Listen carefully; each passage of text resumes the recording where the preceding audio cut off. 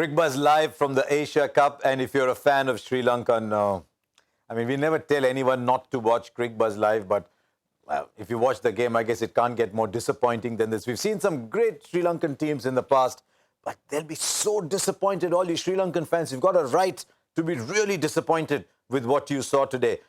I mean, Malinga picks up 2 wickets straight away, 1 for 2. Then you put down catches at 9, at 10, at 22, and then lose by 137 runs. Mushfiqur Rahim was the big player, definitely the man of the match. 144 or 150, and the last 30 of those came with a one-handed batsman at the other end. Malinga 4 for 23, and then just 124 all out. Really, you had to turn your arm over to take a wicket. Dilruwan Pereira with 29 was the top scorer. Taranga, that early burst, but Bangladesh won by 137. Yes. I mean, you played a World Cup final against Sri Lanka. That team had, there's only a couple left from that team now. To lose by 137? As you're talking about the loss, actually, I was thinking about that Sri Lanka is World Cup winner. Yeah. I was actually thinking about the same things. And they're actually going backwards. I think if someone like Hong Kong is coming up with this kind of performance, you'll say, okay, they are to learn things. These are lessons they should take from the games, but not Sri Lanka. I think they've been fairly settled side. They've gone through that phase of learning. They've reached to the top. They've won the World Cup. They have the legends who the young players can follow. Not in this stage. The intent was missing. I think the most distinct fact was no one is showing intent. I think Malinga set the tone for the match, and he got them back again in the match.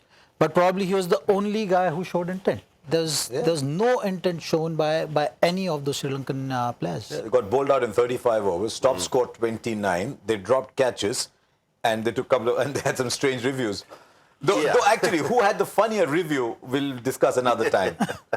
Yeah, look, it was a poor performance, but I'd like to sort of say that Bangladesh were very good. Yes, they were. We can go on about Sri Lanka and how poor they've been, but Bangladesh batted very, very well in parts. Mushfiqur was outstanding. Obviously, that partnership through the middle, which steadied the ship with Mithun. And then they finished things off well with Mushfiqur, and then they bowled beautifully. I thought they bowled really well. You pay credit on a flat surface to a bowling side as well as a poor batting unit. So Bangladesh looked the goods tonight. They were on song. They took that momentum, some people don't like that word, some do, into the changing room, or just the good feeling from Mushfiqur's innings and from Tamim coming out to bat. Defensive shot of the day today. Yeah, it was it. That was it. That was a defensive shot of the day. And they took it out to the bowling performance, and they carried it on. One little blemish in the field where that ball went between Mushrafi Mortaza and I can't remember the other fieldsman's name at the time, but I it think just it was landed. Nasrul Hussain, I think, Was it? Yeah, it just landed right in the two of them. They looked at each other and said, well, I thought it was yours. The other was Mashrafi's review to a ball that was played straight back down the ground. That was the other competition. He was, I think, hoping that ball has brushed the pad off the way to the bat, yes. He was hoping, I think. But look, one thing for sure, in the tournament now, one trend you will see that teams winning the toss will look to bat first, because wicket did seem that it slowed down in the later half, and something which all the teams will be taking note of, and you'll see a lot of teams winning the toss and batting first. I saw an interesting stat, and Deepu, if you're watching this program, Deepu, you've got to get us a stat by tomorrow. Oh, well, you'll probably get it in the next 3 minutes. You'll probably get it in the next couple of minutes. But since the 2015 World Cup, more matches have been won by teams batting first than second, apparently. I don't know, I read somewhere. I could be right, I could be wrong. But I won't be surprised if they keep doing that. Yeah, look, I think on a good surface with no dew, you want runs on the board. Yeah. And I think in most cases, the only time we've seen, 2020's changed a little bit, and particularly in the subcontinent, when we watch IPL, there's so much dew around, so teams just want to bat second. They want to chase because it slides on to the bat. It becomes easier to bat. But in a 50 over contest, when there's no dew, you want runs on the board. You want to put bowling pressure on the other side. Those catches, it still comes down to catches, isn't it? Mushfiqur Rahim was put down on 9. He made 144. Not to be held against him, because he batted. The way he finished the innings was sensational. But Sri Lanka should never have let it go there. which I mean, most times people say fielding is a reflection of the state of a team. Absolutely. I think sticking to basics, holding on to catches is something sticking to basics. With this Sri Lankan side, I think, we've seen more often than not the same kind of mistakes have been repeated. Yeah. And that's the worry. Losing is fine.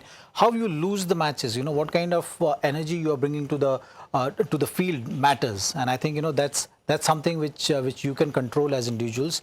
That's something which a team can control. And those things are not seen from Sri Lankan side. And that's the worry. Losing or not improving is not the worry. The intent which is shown, the belief. I think there is no belief in the squad, and it's so evident. I mean, when you see teams showing just patchy performances, these are the typical signs of a team showing patchy performances because some individual at some stage just coming up with a performance and not seeing the team through. And even if you are putting up a performance like what Malinga did, I think it was phenomenal bowling effort to get those 4 wickets with literally nothing. I think just 23 runs of 10 overs. How many times you see in modern day cricket with flat surfaces these kind of numbers? Yeah. Absolutely. One thing you've always seen with Sri Lanka that we don't see at the moment is quality spin. I mean, you've seen it throughout the history of Sri Lankan cricket. There's been, in one-day internationals in particular, they've had quality spinners and tight spinners. Well, that's something we're just not seeing in this current side at the moment, and that's one of the issues. I think we touched on it a little bit earlier, but they're paying the price for just going so long with some great players, but in between times not introducing young guys into that mix to let those older players teach them the ropes. They went back to the Tarangas, they went back to the Matthews and to the Tisara Pereiras. They kept going back to older guys time and time again rather than bringing young guys through and allowing those young guys to learn from the Jayawardens and the Muralis and the Kumar Sangakaras and those type of people and didn't persevere with them. I mean, I know Dhananjaya De Silva is a good player, but Angelo Matthews is batting after Dhananjaya De Silva at 5. Well, Angelo doesn't want to take any responsibility. I look at Angelo Matthews and I think you must. If you want to captain this side, if you want to lead Sri Lanka, you must bat either 3 or 4. Yeah. And take some responsibility upon yourself. Don't let the young guys go out there and do it, or the less experienced characters. Angelo Matthews has got test match hundreds, big test match hundreds, one-day international quality player. Get up there, bat at 3, bat at 4, lead your team. Don't hide. Zach, did you ever, as a bowler, want to start bowling in the 20th over? It's a bit like that, isn't it? If you're the best batsman, you want to bat at 5? Yeah. If the ball is reverse swing, I knew he'd find an answer. But he's not bowling either. I mean, he's a reluctant bowler nowadays. What is he offering? No, it's the equivalent of someone like Zach or you wanting to bowl in the 20th over after someone else has bowled. What's he bringing to this team apart from the C band beside his name? Just own it. Bring something to the team. Say, fellas, we're struggling. I'm going to bat 3. I can't bowl. I'm going to take some responsibility upon myself here to try and do something for Sri Lankan cricket. It may not work, but nobody will chastise him for having a go at it. You see that with the other captains, isn't it? Mashrafi Murtuza and his safety pins that are holding him up. He's still running in. Also, he seems ahead of the game. His bowling changes were good. And I mean, to bowl a side out on a surface of the ball was doing nothing effectively for 135. It's fantastic. He looked proactive for sure, and the bowling changes which he did took Mustafizur out quickly. Just bowled him 3 overs, then brought him back in the middle overs as well when he. By then the game was almost over, but still, he was keeping those slips in place. By using the attacking option, cutting those singles, resulted in 1 run out as well. These are things which were missing from Sri Lanka. Even though they had Bangladesh 7 down, you would see easy singles have been given. That's something which we spoke about in terms of having aggressive thought process, thinking wickets. These are the basic things which are missing from Sri Lankan side, and something which someone needs to inspire. That we've been talking about this for a long time, but I think it's the time has come, where the team needs to sit together and just, if you have to criticize each and every individual in the side, point out the mistakes. there's nothing wrong in it. You have to have a very open dialogue and also understand whether these losses are actually hurting the individuals who are representing your country. Yeah. And if they're not hurting them, then it's time that you just put a young side out there and make sure that you're bringing in the right kind of attitude, the right kind of mindset to your team and just go out there and give your best shot. Anyways, you're losing matches consistently. Your numbers are not reflecting any success or any upward trend. So I think you just have to try new players and change the mindset. And Angelo Matthews has taken off on the batting and saying was a chaseable score. We made a lot of mistakes. The decision making by the batting unit was poor. The decision making was poor because the best batsman was batting at number 5. I mean, if he had come in at number 3 and controlled it. Now, all you Bangladesh fans, if you're thinking, hang on, we won it and these people are all talking about Sri Lanka, it's because Sri Lanka played the way they did. But Bangladesh were magnificent. He's a little man. He's a feisty fellow, that Mushfiqur Rahim. But he scores big runs. And he's come up from number 7 to 6 to 5 to 4. At the other end, Angelo's going down. But Mushfiqur batting at 4? Yeah, well, he's taking responsibility, isn't he? Shakib was batting 3. Shakib at 3, so Shakib's trying to take some responsibility on as well. Senior statesman. We're not going to throw younger players up there. We're not going to throw less experienced players into that 3-4. Now, if you want to be in the best one-day international batsman in the world, you must bat 1, 2 or 3. I mean, stats show that. The best players in the world at the moment are all batting in the top 3. You look at your Sharmas, your Williamsons, your Kohlis. They're all Smith they're all in the top 3, and that's where you have to bat. And so your best player must be in that top 3. And Angelo Matthews is their best player. I'd prefer him to see him. The other big news, big plus for Bangladesh. I think the Fizz is looking better than he has for a while. I mean, we saw Fizz a couple of years ago, and then he suddenly looked like either he was unfit or there's something wrong. But today he looked like he was running in well again. Well, he did have shoulder injury, and looking at his bowling action as well, he will have some injury concerns. But good to see him hitting the deck hard. That's a key as a fast bowler. That and for left armour, if you're getting LBWs like that, you are in good nick. If you're able to get the ball pitching in line and shaping back to the right hand and getting LBWs and bowls, then you are in rhythm. That was when Zaheer was jumping up and down. As soon as it hit the pads, he was appealing with them. He was in the green room appealing with the Fizz. It was good. It was good to see. Okay, now your expert opinion. Which was the easier catch to hold among all the dropped catches? Was it Dilruban's let off of Mushfiqur Rahim, or was it the classic your catch from Bangladesh?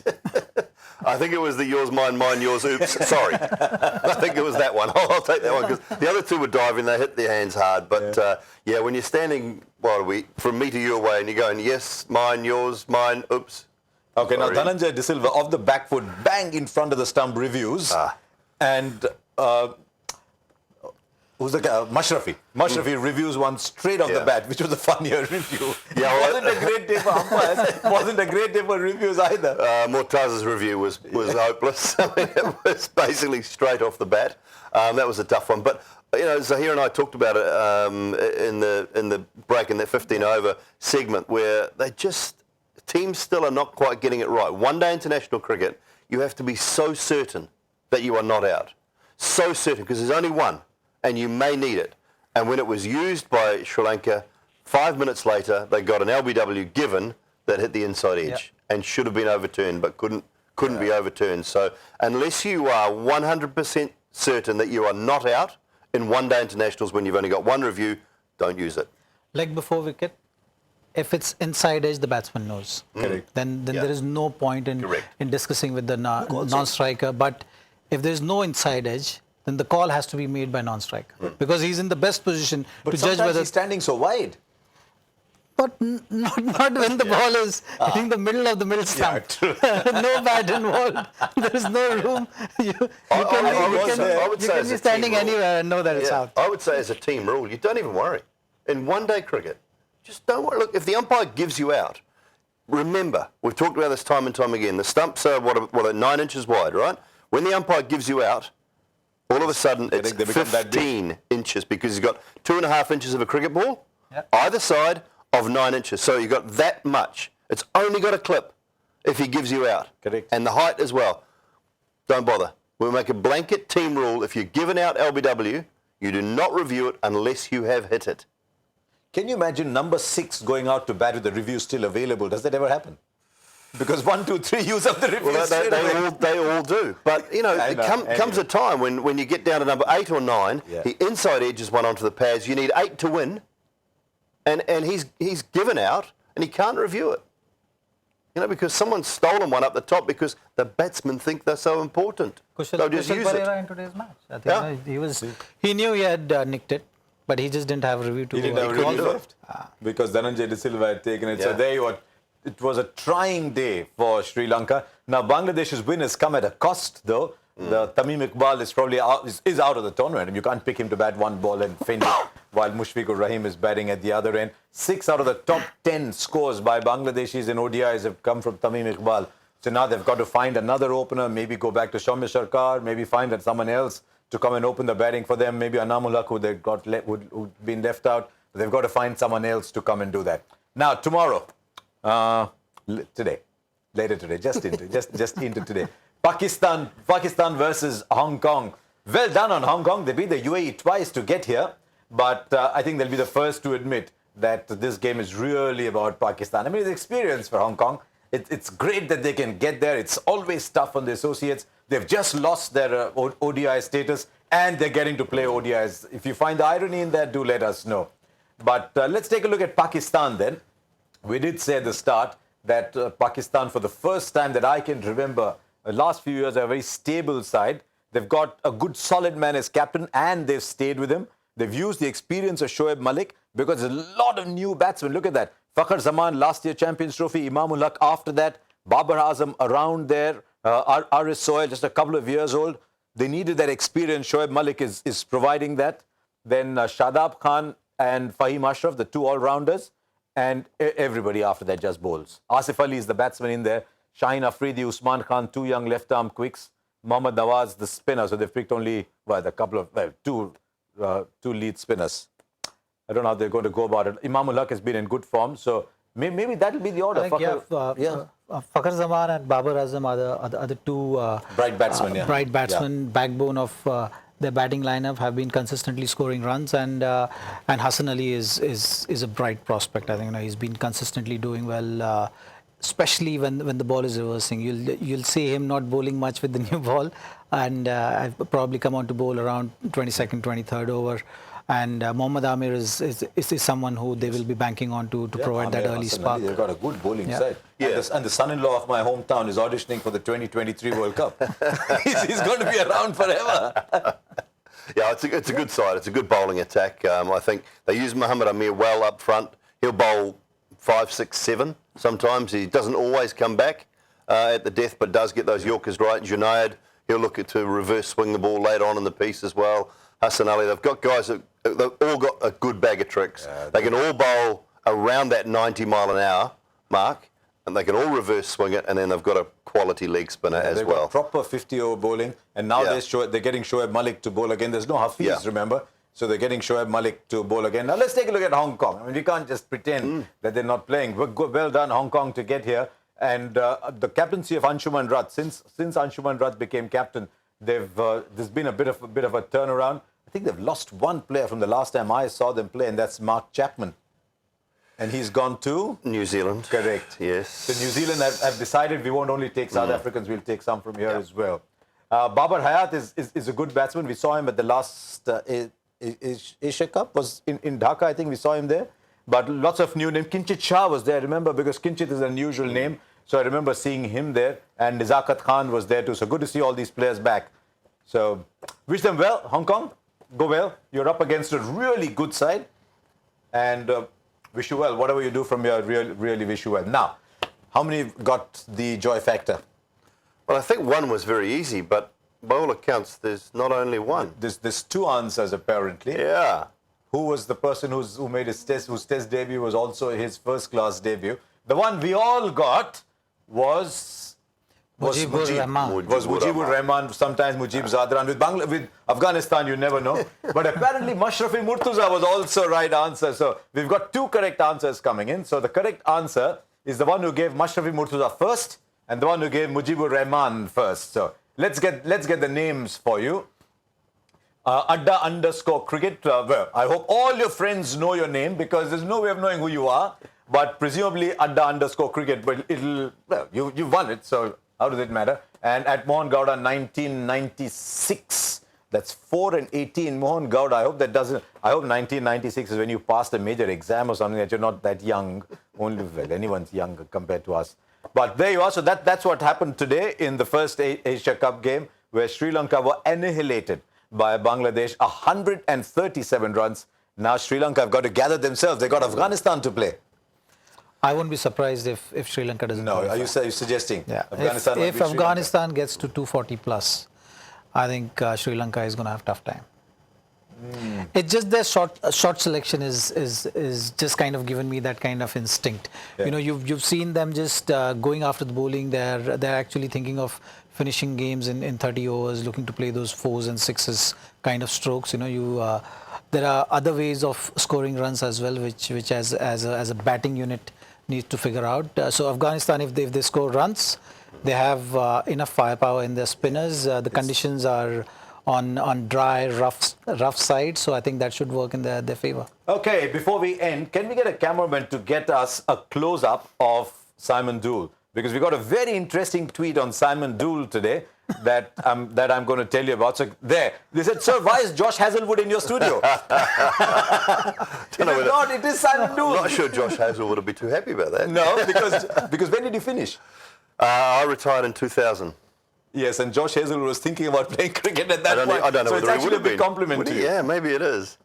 So tell us, by the way, the question for you today is, does Simon Doull look like Josh Hazlewood or is it the other way around? Let us know. And Simon's going to be here for a long time. He doesn't have enough time to grow that full beard all over again before the Asia Cup ends again. So Zach's making up for him. By the way, we also had a worst beard of the day. I love him as a cricketer, but the worst beard of the day award went to Shakib Al Hassan. What is he thinking? Yeah. No, not good. No. Not good at all. Great cricketer, bad beard grower. That's a decent note on which to end. We'll join all of us tomorrow.